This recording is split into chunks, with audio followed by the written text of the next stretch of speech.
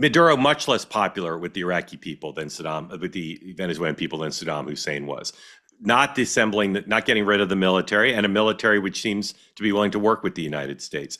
The president's never going to put ground troops in there. There's a stability to the society now working with the existing government. So do you agree or disagree with the premise that people who are hair on fire about nation building should be calmed by those differences? Well, I would quibble with one thing. I don't think that Saddam Hussein was popular in 2003 with the Iraqi people. What became incredibly unpopular was kind of shambolic reconstruction of Iraq with a coalition provisional authority and unclear lines of authority and unclear policies on de-Baathification and a whole lot of things. But we don't have to litigate Iraq. Yeah. I mean, for the most part, people hated Saddam and his sons. And, even though this has been mocked, initially, coalition forces, and particularly the U.S., were treated as liberators. I do think it's absolutely fair to worry about what comes next.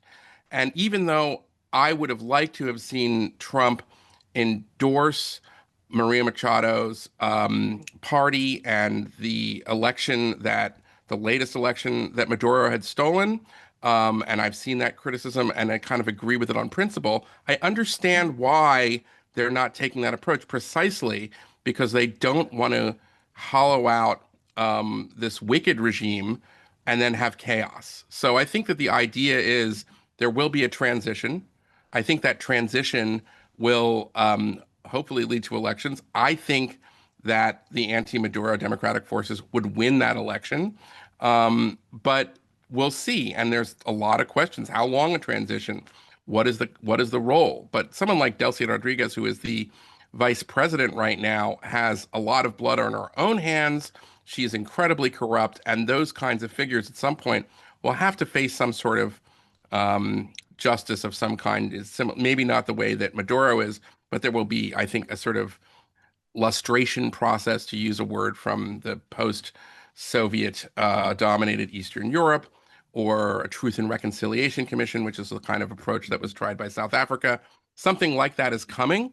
There can be deals that are cut so that you avoid bloodshed. So it's not to say that, but those are ultimately should be the decisions of the Venezuelan party that wins, hopefully, an election very soon.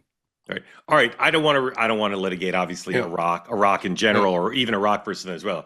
Right. All I'm saying is Saddam Hussein had some support. He was widely hated by a lot of society, but he had some support. He had support throughout the society. I think it's the Sunni minority in Iraq saw him as their defender, much the way that the Shia and Alawite minority in Syria liked Assad.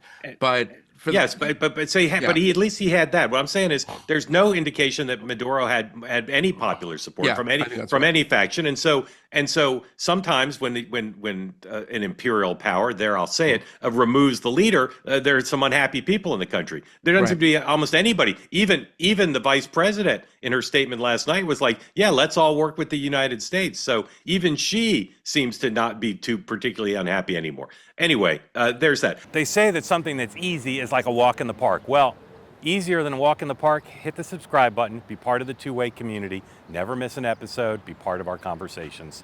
Thank you for your service to America. And don't forget, you can now listen to the Morning Meeting and Two-Way Tonight on Apple, Spotify, or wherever you get your podcasts.